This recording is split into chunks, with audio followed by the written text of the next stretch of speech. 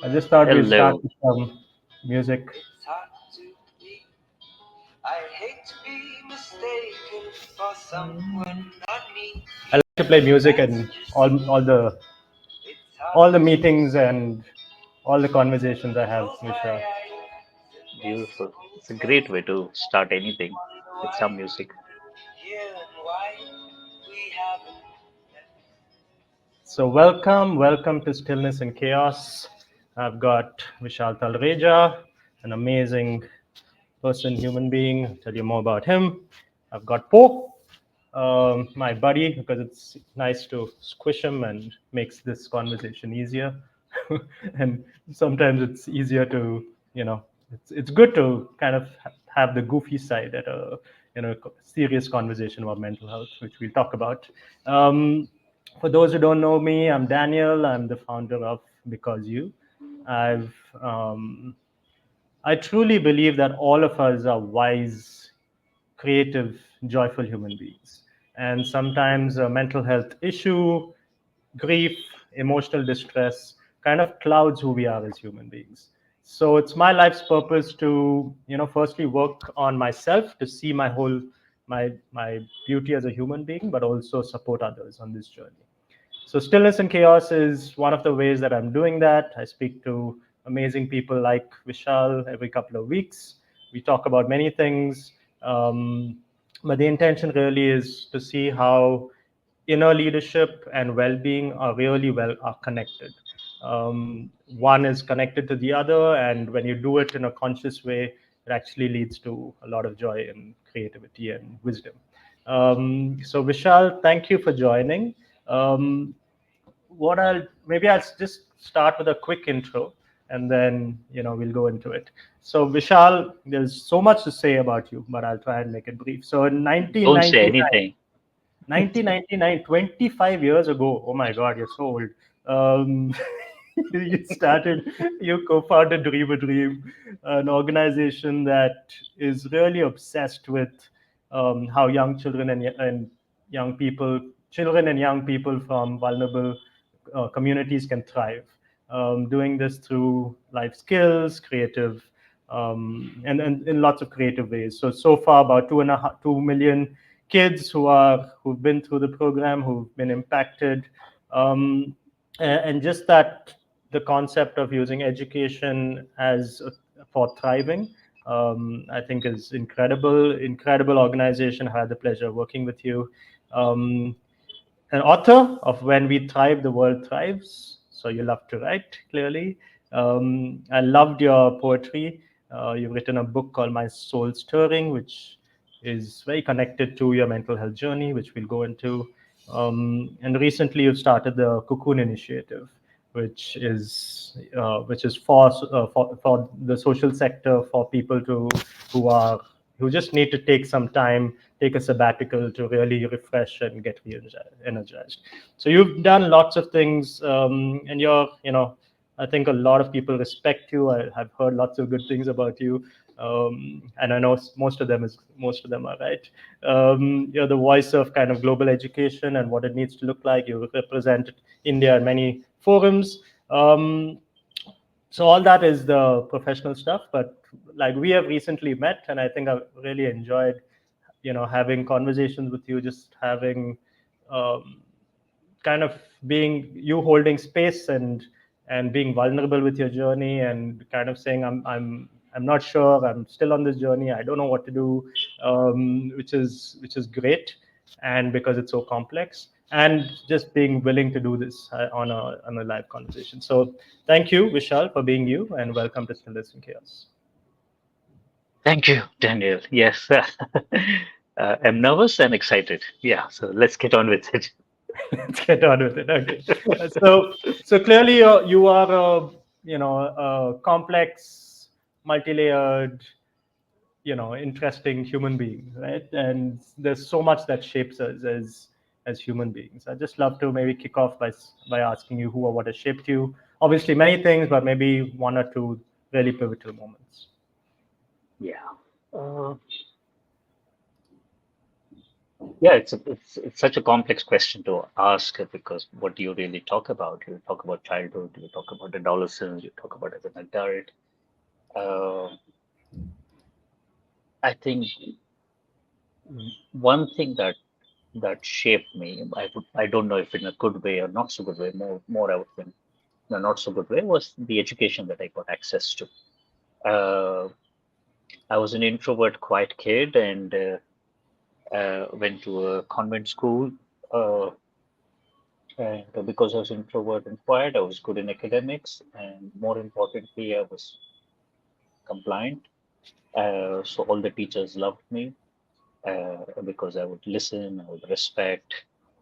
Uh, I was helpful and kind. If a teacher asked me to do something, I would do it. I would do it well.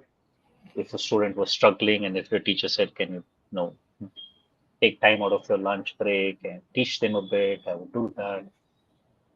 Uh, so I didn't really have my own voice. I didn't really know who I was till I got out of the education system.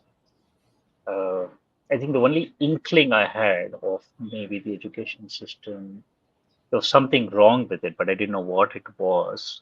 For me, was yeah, I was the school captain, and the first when the teachers usually chose the school captain, and when they chose me, I was very confused because I was like, I'm a nobody, and no one knows me, and not the popular kid in school. So why did I get chosen? Uh, and As a school captain, I got punished in front of a whole school right towards the end of my 10th grade Mm. because a bunch of us missed one of the classes. We missed a physical education class because we were all too excited in working on our computer project. At that time, the computers were all black and white, and we had to do programming language. So we were too excited and we missed the class and we got punished. And because we were punished, then all of us were made to kneel down in front of the whole school and caned. And that was the first time I was like, something is wrong. No, this is not Mm. how it should be. And I'm always the quiet, respectful kid. So why am I getting punished? Uh, but I lived through that, of course. In college, again, I went to a very conservative college in Bangalore. Uh, it was so conservative that they had separate staircases for men and women. Oh. And if a boy was caught going in the wrong staircase, he used to be slapped by the teacher.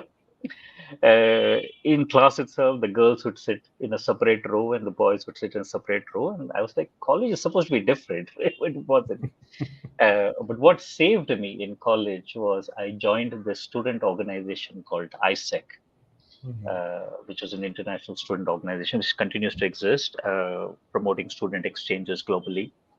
Uh, Again, very weird because ISEC typically selects extroverted young people, but I was introverted. But there's something about me that they probably thought was exciting. ISEC is where I really started to find my voice. So I think ISEC Mm. shaped me to come out of my shell, to start to learn more about myself, to become comfortable in unfamiliar situations with unfamiliar people, to make friends, some of whom have become friends for life, and told me that there's a world out there outside of Bangalore, outside of my college.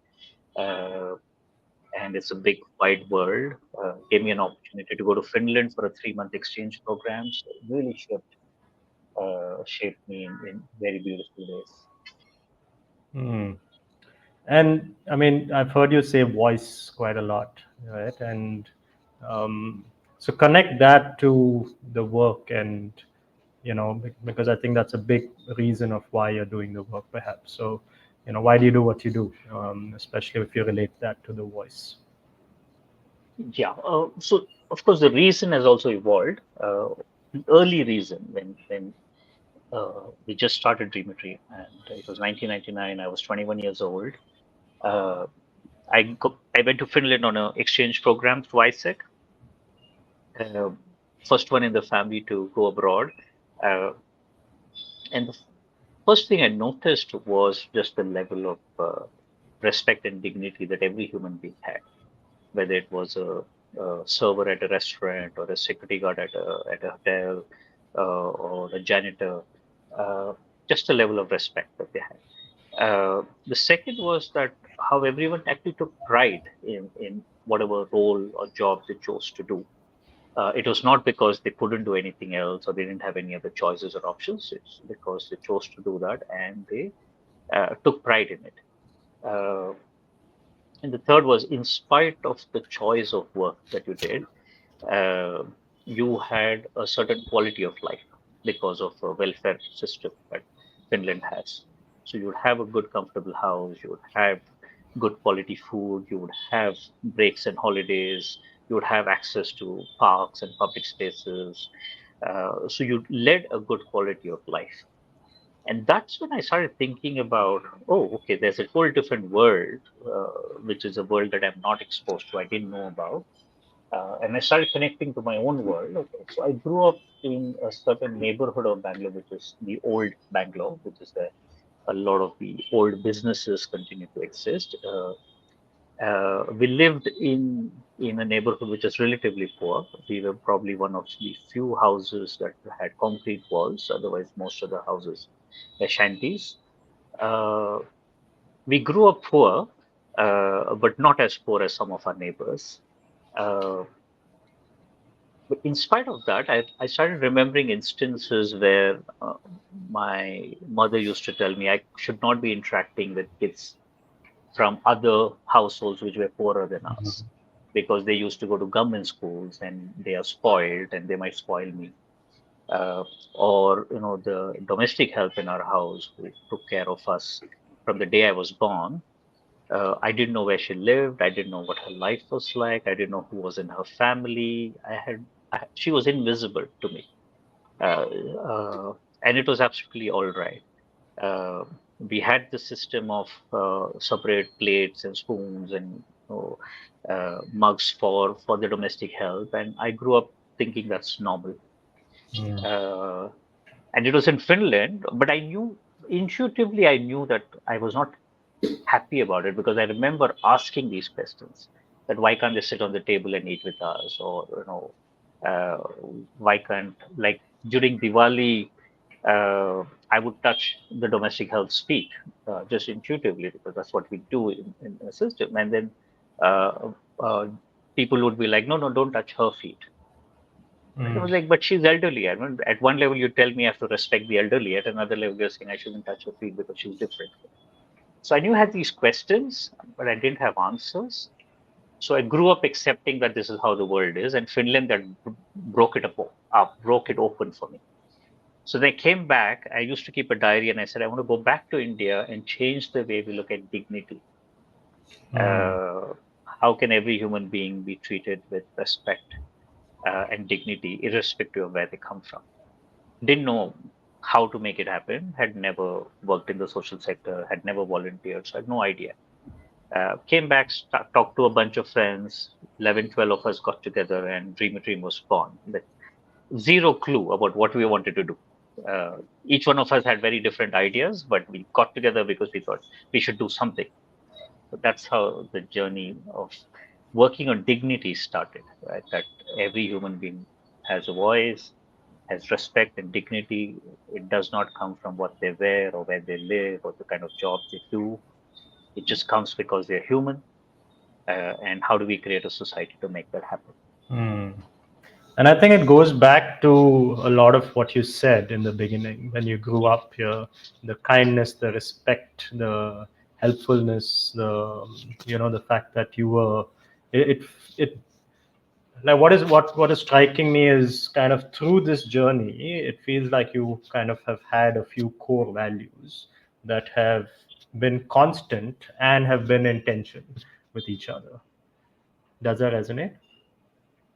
I suppose so. I think I keep unpacking those values as Mm. I grow old and I become more and aware. But yeah, I think respect, dignity, kindness, empathy could be some of the core values that have shaped me.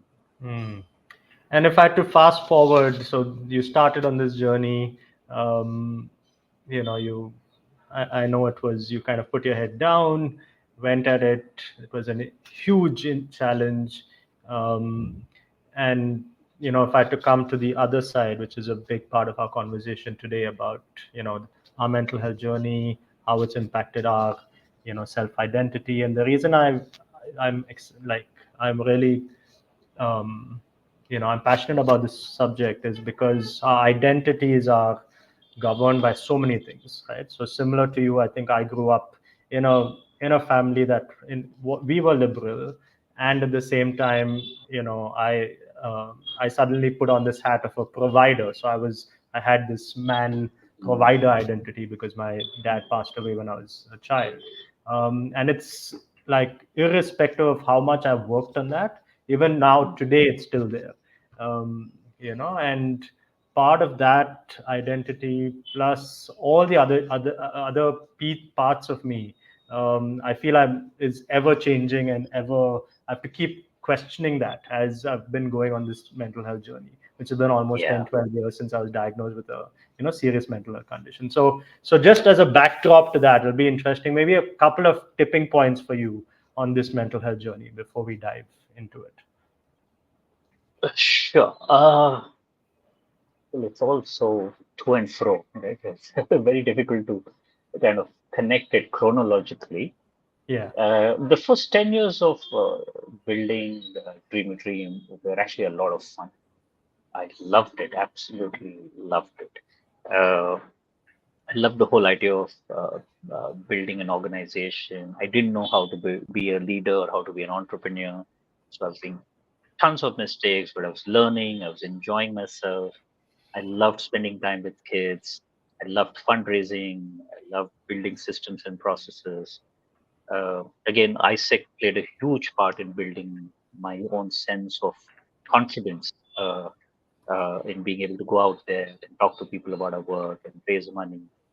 So I loved it. In fact, I remember telling many of my friends that I'm one of the few who looks forward to a Monday morning. Uh, and because most of them, as they started building their careers, didn't like Monday mornings. I was itching to get to work and continue. I used to work 7 days a week. I was hardly at home. Uh, so that was an amazing experience. Made amazing new friends. Tons of volunteers who became friends. When I remember around 2009, I woke up on a Monday morning and a thought came in that I don't feel like going to work today. And I was shocked at that thought. I'm almost taken aback that how did that thought come in? I've never felt that way. And I got scared. So uh, I packed a few clothes. I just called office and said I'm going away for some days. I told my parents that I'm going away to a conference. I got to the Bangalore bus station, climbed onto the first bus that was going out of the station, didn't know where it was headed, sat in the bus, and after a few hours realized it's headed to Madikeri. Uh, got to Madikeri around 3 p.m. I was like, okay, I can head back now and we'll be home by 9. But something told me just stay. Called uh, called a hotel or home care of some sort. Said, come, stay. Got in and I slept. I was there for maybe a week, 7 to 10 days maybe, and I Mm. slept. I just slept. I put off my phone and I just slept. And I didn't realize how exhausted I was. That was the first time I realized physically how exhausted I was. Went on long walks, started thinking about why was this going on, realized that in my journey of trying to be a good leader and being that nice man, right, that everyone believed that I was this nice man, uh, I had become a very difficult person to work with. Uh, Perfect, micromanaging, not trusting, had to review everything, pushing for deadlines, always feeling we're not doing enough for the children, always wanting to do more, not waiting to celebrate the milestones. So the culture had actually become quite toxic of the organization, and it was beginning to eat into me. Uh, People were joining, but within a year they were leaving. People were joining because, Vishal, dream a dream, inspiring entrepreneur. I want to work with him.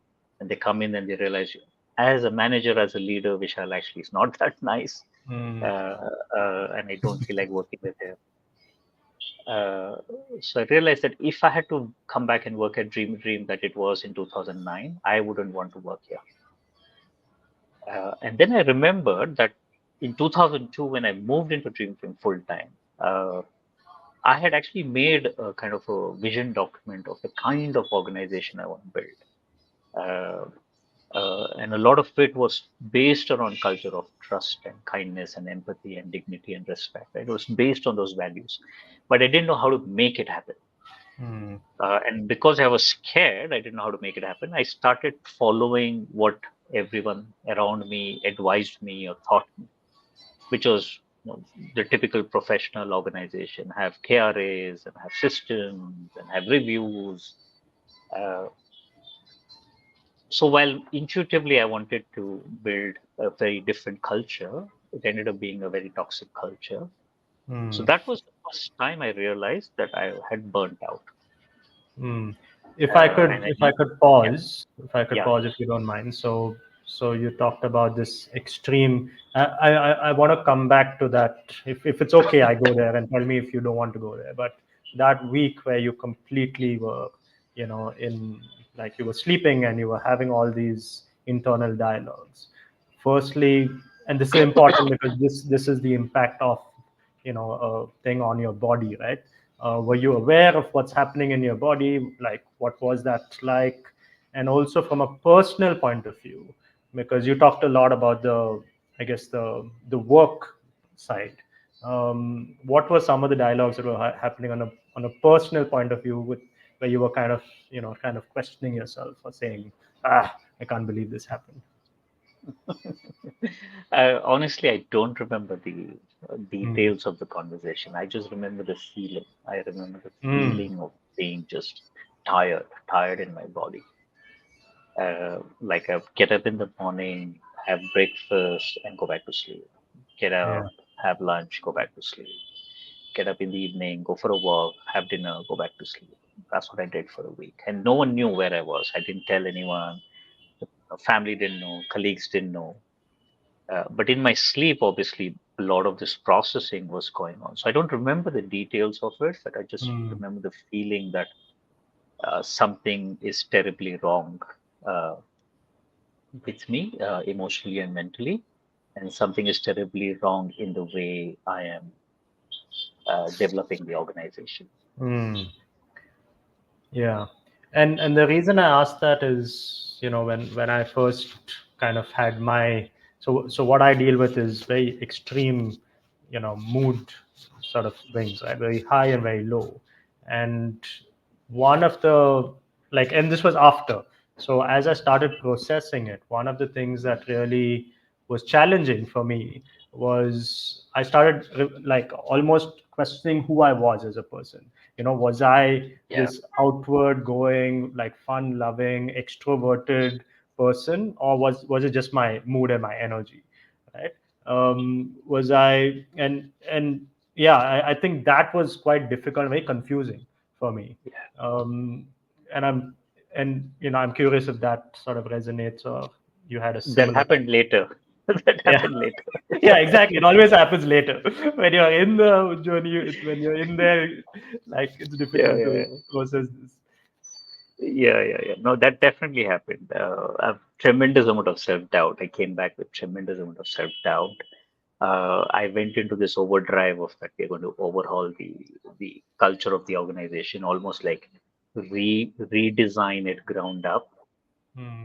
Uh, and it fell flat because in about 3 months, half of the team left because the culture had already become too toxic, and there's nothing I could do to control it. And I probably further added to to to the anxiety of my colleagues with what I was going through. Hmm. Uh, uh, so yeah, I mean, once people started leaving, and we had a terrible fundraising year, we were almost going negative. Uh, uh, so I went into this crazy self-doubt that maybe I'm not the right person to be leading the organization. I don't know what I'm doing. Uh, uh, it's all me. I am the problem. So I went into this victim mode very, very intensely. Uh, and that took a couple of years to kind of stabilize that feeling Mm, of self-doubt, intense self-doubt. yeah.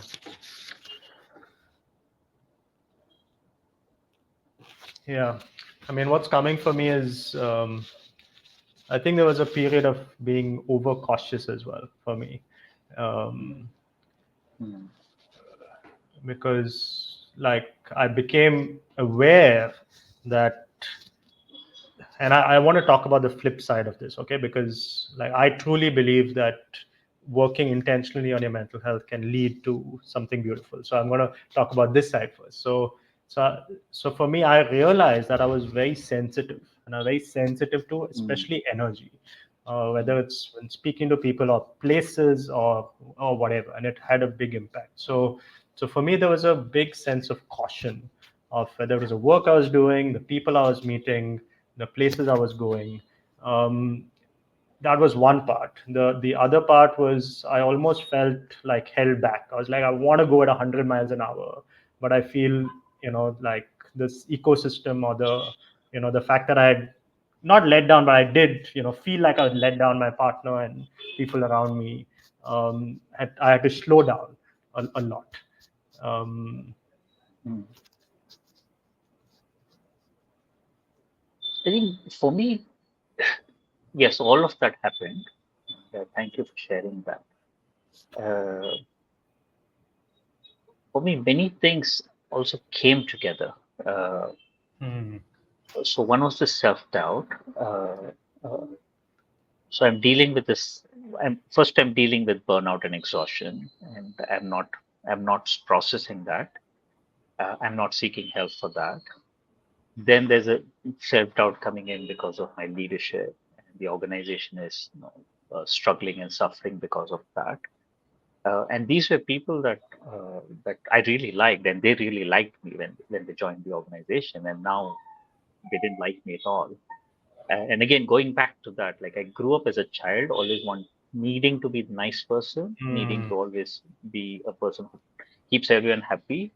And now there's a whole bunch that is not happy with me. Uh, and and and then around that same time, uh, I started going into understanding a bit of my own patriarchal journey. okay. Uh, as a child growing up, as a boy growing up in a household where it was a strongly patriarchal household. So I was asking those questions. And it was around the time Sucheta, my partner, came into my life. She joined Dream a Dream. She started uh, holding me accountable for my patriarchy. Till then, I wasn't even aware that my patriarchy was also playing a role. So then that created a whole set of self-doubt because I was fighting back that, I'm a nice man. Come on. When I was in college, most mothers would be okay sending their daughters with me because they will be like, okay, if Vishal is taking you and bringing you back, you're okay, right? I'm the Love nice it. man. Like, how Yeah. can you say that I'm patriarchal? Uh, so there was that journey that coincided, and then Suchita and I got married, uh, and patriarchy started playing out in our marriage in the very first year of marriage, which was an extremely difficult year. We are working together. We are married now. She's calling me out at work for my patriarchy, at home for my patriarchy. Uh, so I was like, everything that I knew about myself and which was Mm, my strength, which I believed I did well, was slipping away from beneath myself. And I didn't know where to hold on to. And that was when I went into depression. It was mm, 2013, 14 is when. I went into crazy depression because everything was just opening itself up, and everything was just pushing me into some kind of a dark hole, and I had no way to get out of it. And I didn't even know that I was going into depression. I didn't realize it. I didn't know it. Sucheta kind of pointed it out to me a few times. But I was like, no, no, it's just a phase. Come on. I can't go into depression. I love what I'm doing. This is what I want to do for my life. I have my life's purpose clear. I have no Mm. problems in life. I can't be going into depression. So all the stigma around it, everything was resisting. So that's where everything kind of just happened all at that same time of 2, 3 years. Hmm. Ah, so much in common, Vishal. It's crazy. Exactly the same with my wife. Exactly the same. I was like, oh, I'm so liberal. Look at me. I have all these, I don't, I'm very, like, I feel I'm progressive and I see everything equal. And very soon I realized that I wasn't. I learned about mental load and, the fact that that was true. Patriarchy was playing out very similarly in mine. Um, and like went through that very intense depression journey. And I think, I don't know if you resonate with this, but, you know, like my wife was the rock and the anchor and one of the reason I feel that I kind of got out of it. Um, so that was me. But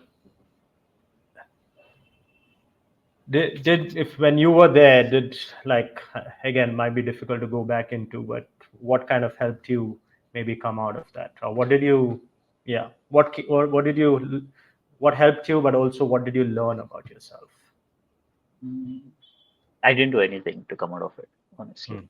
Hmm. In the first few years, I just kept fighting it and fighting it and fighting it, fighting it at work, fighting it in personal spaces. Uh, and Sujata stood by me. Uh,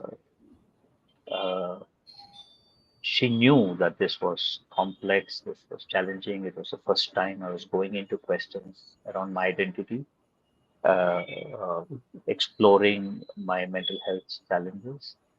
Uh, Very, very difficult for me because, again, because of my patriarchy, the way I've been brought up, I'm sorted, right? There's nothing wrong with me. So I didn't seek help at all till about 2016 when my body gave in. I had a very Hmm. severe stomach infection and I was ill for 9 months. And the doctors couldn't diagnose it. So that was a whole thing. Uh, and when I kind of was recuperating from that absolutely debilitating illness, is for the first time it hit me that my body is actually giving me the message that now enough. If you can't now prioritize yourself and take care of yourself, I can't take care of you anymore. So it was a very, very strong message. And that's the first time I kind of really started listening to my body. And Hmm. post that is when I started seeking help. Half-heartedly, I must still say, like going into therapy, going into medication. Still, in a way, somewhere at the back of my mind, thinking that it's just a phase. And once I go back to work, once I reconnect with the kids and the young people and the magic of the work, I'll be fine. Let me just get through this because everyone around me is also telling me and my body needs to get better. So I did uh, go into medication and therapy for a couple of years. It helped. I got better. We had a leadership transition in the organization. Suchita became the CEO. I took a step back. The board was very, very sensitive to it, and they said, you know what, figure out a role for yourself if you wish to continue to stay at Dream Dream. I found a new role for myself. I found the magic again Hmm. and started soaring again. But it was not really soaring. I was still not fully well. I was still not fully accepting that I was living with clinical depression and had been diagnosed by them that I had clinical depression. In fact, I remember in 2016, just before I fell very, very ill, uh, I was in London. I just had a donor meeting, great meeting, had a call with Sucheta, and the call was great. But in that moment, something shifted inside me. In that very moment, so there's this high, and at the very moment, I just went into this deep sense of sadness, Hmm. and the sadness was so overpowering that I was like, I just need to do something. I need to do something to myself. I need to maybe like harm myself. Hmm. Just like, and I remember standing at the subway station in London, and I was like, you know what, I can just jump off onto the tracks in this moment, and we all be over because I can't handle this sadness. Hmm. Uh, I'm glad I didn't do it, but Yeah. right, like it had reached that place, uh, but I'm still not really going into like what is it? Why could someone who's had this high of finding purpose in life, finding joy in being with children and young people, having built an amazing organization, having come out of burnout and exhaustion and rebuild the organization, build a whole new culture, still not being able to just live with joy and purpose, like still seems to want to keep going into these dark places. And used to Hmm. have suicidal thoughts quite a bit, and I've had suicidal thoughts since childhood. And I just assume that everyone has suicidal thoughts. It's normal. Hmm. Till when I went into therapy and I realized actually no one has suicidal thoughts. Right? Oh, It's very very few people. rare, Yeah. very, very few people. Right? And I just Hmm. assume that it must be normal. Like, I mean, how can you not have suicidal thoughts when things are going Hmm. haywire in the world? And I remember when the Delhi rape case happened in Hmm. 2012. I consumed every single piece of information, everything that was coming in. And it took me to a really, really dark place. Uh, Hmm. uh, so I knew that I was inviting a lot of the negative into my life, almost in many cases enjoying being depressed. Hmm. And if you like, you've read some of my poetry. If you read a lot of the poetry, it comes from that space of depression, comes from that dark place. Hmm. And I used to proudly say that I have to be depressed to write poetry. Hmm. Otherwise, it doesn't happen, right? I can't write happy poetry, right? So I'd almost accepted that very weirdly as uh, as one more of my cool things as an One identity. more people. Yeah. Yeah. Yeah. Firstly, thank you so much for sharing all of that very openly.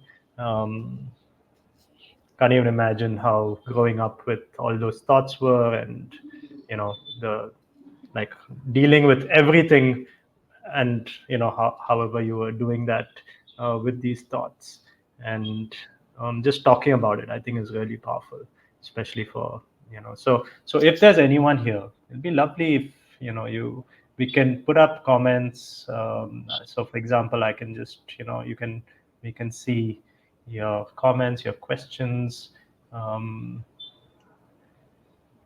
yeah, I'm just holding all of that, Vishal. I'm holding the emotion. I'm holding where you're coming from, and your book, by the way, I just bought it. Your book of poems, and like I think your emotion, like that's what really stood out for me. And like I told you, I'm a very sensitive person, and actually I've embraced that.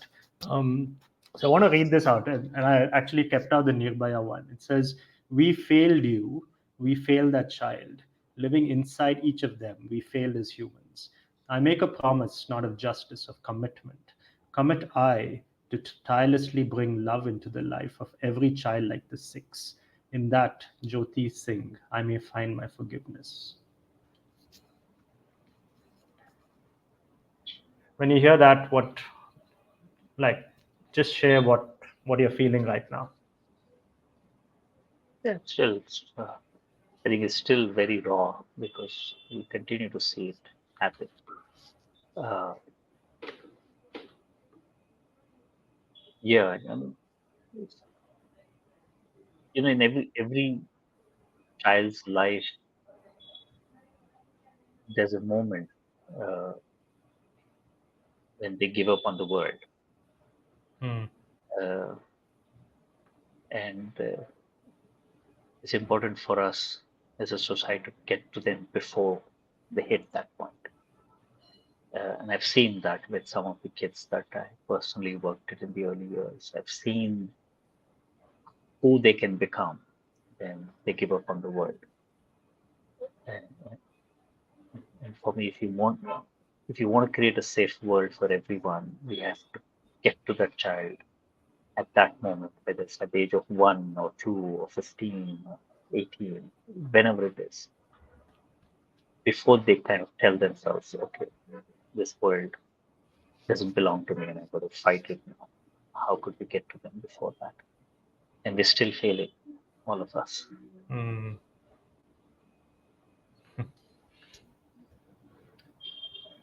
Yeah. Thank you, Maria. Thank you for being here. Thank you for your. Okay, so one of the ways, Vishal, that again, the emotion. I come back to art as a way to process emotion, right? And I know you do this. I don't know if that was the intention, but it's clear how I don't know how you felt after writing this. Um, but one of the ways I deal with or release my emotions, which I've realized is sometimes I don't need to talk about it. Sometimes I can just sing. So I'd love to sing a song for you. Is that okay? Yeah, thank you. Yeah, and it's a song that I used to sing quite a lot when I was feeling down. So it has a little bit of connection to our conversation, but also I just want to release some of the emotion I'm feeling.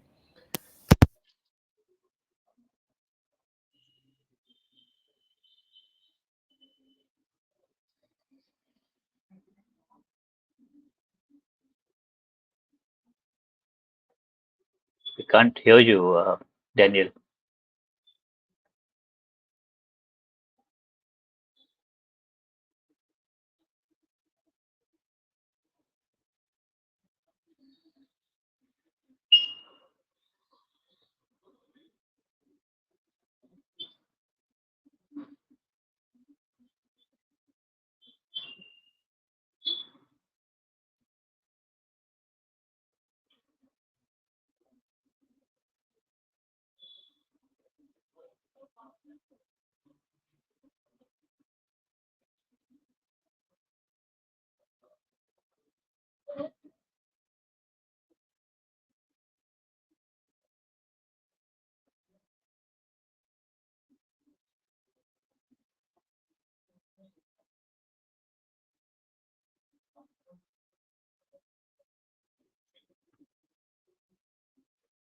Okay, can I say something?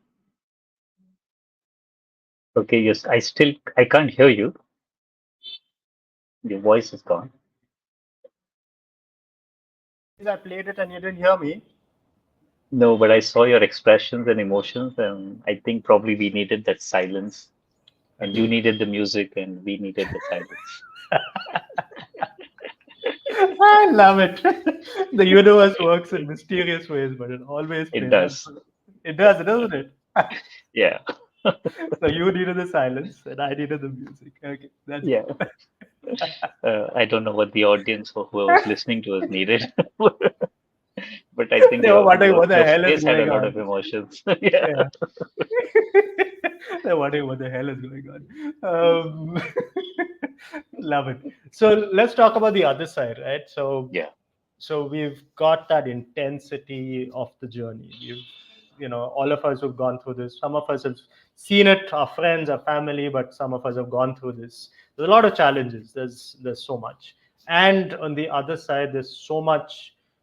Like, I truly believe that there's so much that can change in a good way if you do it well, right? And I'll share a couple of examples, and then maybe something comes to mind for you. So the first one for me is like, I completely embraced this sensitive soul of mine. I kind of I just am who I am. I cry when I need to cry. It's one of the reasons I do the work in the mental health space, because I feel the empath in me is nourished, and it's kind of that gives me strength. Um, the other one, if I, from just a work point of view, like, because I have this energies and the thing, like, I'm like, sometimes when I'm creative, I'm really creative, and the entrepreneurial, just like, the entrepreneur really kicks in me, and I've realized that I need that. And at the same time, I need to do lots of things so that I can kind of do that in a good way, right? So those are two things that I've learned and I have embraced, and it's actually led to a really rich life for me. Beautiful, beautiful. Ah, I think I'm still in the journey. Uh, One thing I've embraced is uh, that I need to heal. Uh, Mm. uh, so the last, I would say, 4 years have been the most intentional I have been about my healing journey, whether it's physical, medical needs, mental and emotional needs, medications, therapy, somatic therapy, physiotherapy, cutting down on work. I haven't traveled in 2.5 years, uh, and people are shocked by that because pre-COVID, I was traveling 20 days a month. I was hardly at home. Mm. Um, right. So a lot of it, one has been just saying, okay, I need to settle down. I need to have roots. I need to have familiarity, and I need to heal. Uh, in addition to clinical depression, a couple of years back, I was also diagnosed with high anxiety, Mm. and that continues to exist. And being patient with my journey, being patient with my healing Mm. journey, prioritizing it, but also knowing that it will take time. It's not something that can happen in 2 3 months. In fact, my therapist every session reminds me that this it's a 2 year target. So Yeah. yeah, uh, just kind of giving me that sense of that it will need that level of investment. Mm. Uh, so I think that's one thing I've embraced, that healing is going to be a journey. It's a process, and in this process of healing, what am I shedding? Mm.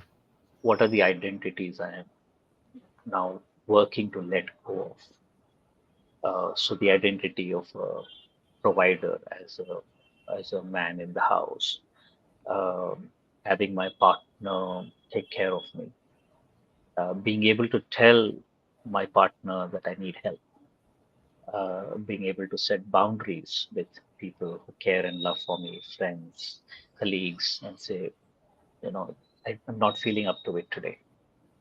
I don't want to meet you. Or I'm with a friend and I'm like, you know what, I'm, I think the anxiety is rising, and can you please just take me home?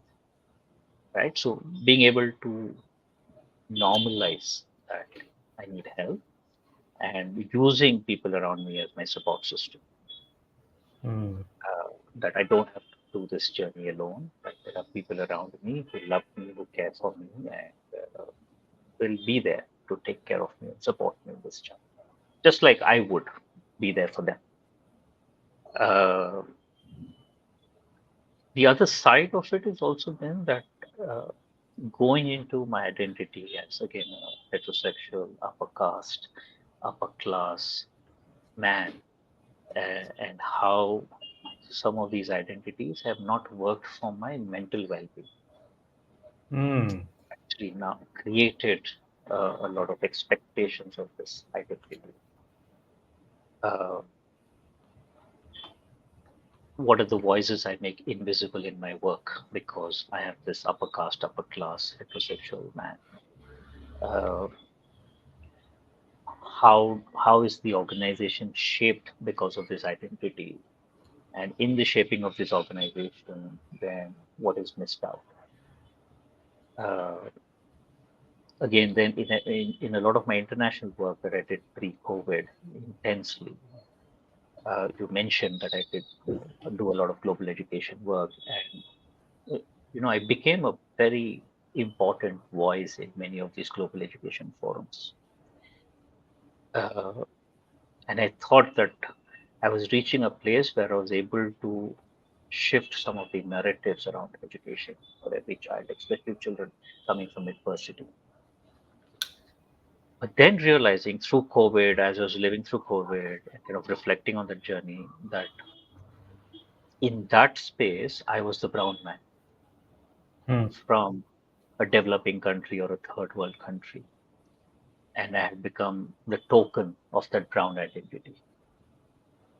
So I got a seat on the table not because I had thought leadership, it was because I was bringing a brown man perspective,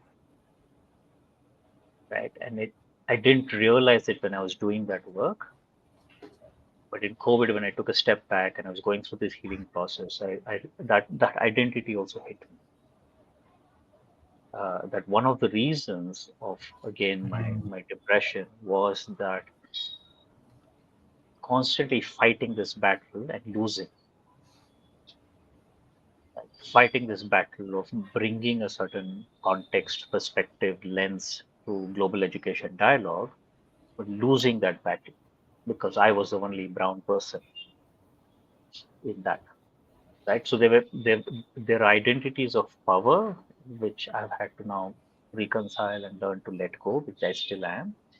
And then there Hmm. were identities which were vulnerable identities, which again I didn't identify. Uh, so there's a shedding away of some identities that's going on right Hmm. now. And in the shedding of those identities, and the struggle right now is taking accountability for the fact that my sisters had a very different childhood than I did, and I had no clue about the childhood that they had. Taking accountability to the fact that the way Dreamer Dreams was built, that certain identities were made invisible, whether it was based on gender or sexual orientation or caste or class, Hmm. because of who I was, because of these identities that I carried, and I have to take accountability for that. And I still struggle to take that accountability. Hmm. Right? So what has happened is through my healing process, I've built resilience, and I'm building more resilience to take accountability for some of this, and building resilience to let go of some of these. Again, the identity of being this, like, one of the youngest Ashoka Fellows in Asia. Then I got the Ashoka Fellowship, the awards that I got, the accolades that I've got, the fellowships that I've got. In the early years, I was the poster boy of the social sector at that time. 21-year-old starting an organization, sacrificing the corporate career. I Hmm. embraced all of that, right? And it made me feel like a hero. And I've grown up, seeing Bollywood movies where there is this angry young man who's the hero and who's changing the world, right? And I kind of embraced that identity. So when I got those accolades and recognitions, I was the hero, and I wanted to be the hero. But now it's about, like, stepping away from that. It's about creating space for emergence of other voices and other identities to come in. And I struggle with it. I keep going back to the old identities because it's so solid, right? I mean, it's so ingrained in you, the patriarchal identities of an Indian man. Uh, but this healing is helping me do that. This healing is helping me do that. And I feel like now when I kind of talk, even like at these global education forums online, many times I'm like, I don't have anything to say. Like, if Hmm. people ask me about education, I'm like, I don't have anything to say because that's the old identity. Like, this come from an Hmm. old narrative, and I don't know what my new narrative is yet. I don't know what my new identity is yet. So I'm in this in between space where I'm expected to be a leader, but I don't know what kind of leader I want to be. And could I ask you? I mean, it's a reflection and a question. This in between space, it's a very messy space, right? It's because you don't know. because you're shedding some of these identities. You want to take accountability for all the stuff that you perhaps have missed and was invisible. At the same time, I'm very conscious of your perfectionism streak and that thing, and you taking on responsibility, and the fact that in the past it's had an impact on your mental health, and now does taking so much accountability, will that impact your mental health? So I'm a little worried for you there, but you see what I mean? So I'm just joining some of those dots. So that holding of that middle, like, does that feel light right now? Does it feel heavy? Like, how are you holding that? Because I think that's quite important. Oh, it feels heavy. It feels very Hmm. heavy. Uh, uh, Actually, wait, no. But it feels heavy to take accountability, Hmm. right? It like yes, all men, including me, right? I am responsible for the way our society is today. Uh, That's very tough to say it. It's Hmm. extremely tough to say that, but even more tough to live it. I might still say it because I'm a nice man, uh, but so difficult to live it. Like it's so easy for me to keep going back into my old patriarchal life. Like even now, when I go to meet my mom, it's very easy for me to just sit on the sofa, put on the television, Yeah. and expect that my mom is going to bring me Yeah. food and she's going to take my Yeah. You. plate away, Hmm. right?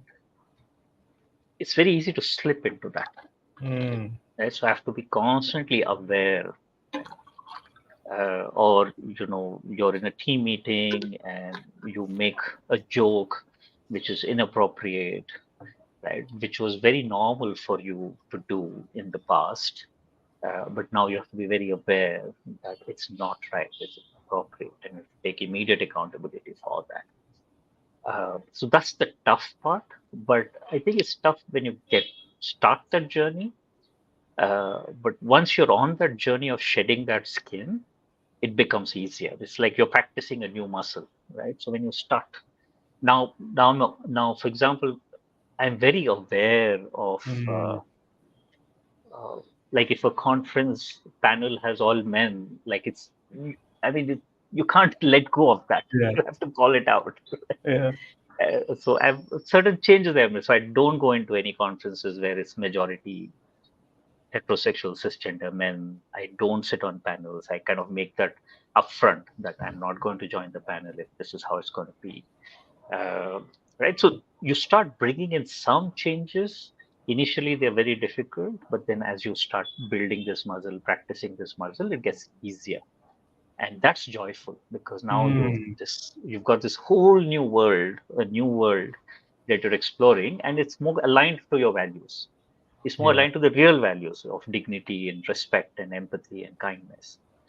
Right? It's not the in the past these values came from a heroic sense as me as the hero. Hmm. Hmm. Right? Now they come from justice and love. Right? So that's the journey. And it's messy, it's hard, and I get called out like mad Especially by the my situation. partner, Yeah. by my colleagues also Yeah. now, because Good. we built that in the culture of the organization. So I have to keep holding Hmm. myself, and I fail. Yeah, but this is the journey that needs to be had. This is the Yeah. journey, and it's definitely healing me, right? Yeah. Because uh, I'm shedding the identities that have given me anxiety, that have given me the mental Hmm. health challenges. Right? Yeah. And I'm just struck how we've kind of come full circle and how you've kind of joined, the values of being a nice boy and a man to shedding those identities, and especially being thoughtful about your mental health journey. And I loved how you talked about, this can be a joyful journey at this moment because it aligns with your values, and your energy shifted when you said that. Mm. So See, I'm it's healing. You're definitely healing. I mean, you're clearly healing. Yeah, you've gone on this beautiful journey. And yeah, I just want to call out, we're just on time. So, firstly, thank you. It's so beautiful to have this well rounded conversation. I think we've gone to different places. It's been a very vulnerable conversation. So thank you for being you and really going on this healing journey with us. I think I think it'll be helpful for anyone who sees this or who's seeing this. So thank you, Vishal. I really appreciate it, and I can see how like the effort that you're putting in on this healing journey. um, I may not have put this much effort, but I know on the other side there's so much beauty, and you're already seeing that in your life. So thank you for being on this journey. It's a huge advantage for and a gift for people on this journey. So I just want to say that in closing. um, Thank you. Thank you very yeah. much. And we literally still just scraped the surface. It's been a lifetime of living in depression and anxiety and 4 years of healing. So a long way to go. Yeah, long way to go, and you've already traveled a lot. So thank you so much. Thank you everyone who's watching and who's been here for some time or the whole thing. We'll have a couple of other episodes in next month, which I'll share. Oh, But and you thank you. have to record your song and put it in as like a annex. You you have to hear the That should be a song. It should be a blooper. Still listen Yeah. chaos bloopers. When Daniel's playing really emotionally, there's no sound. Hilarious. That was so beautiful. That was very serendipitous. Okay, Yeah. thanks, Vishal. Awesome. Just stay on. Just stay on for 2 minutes. Okay. Thanks, Yeah. everyone. Good night.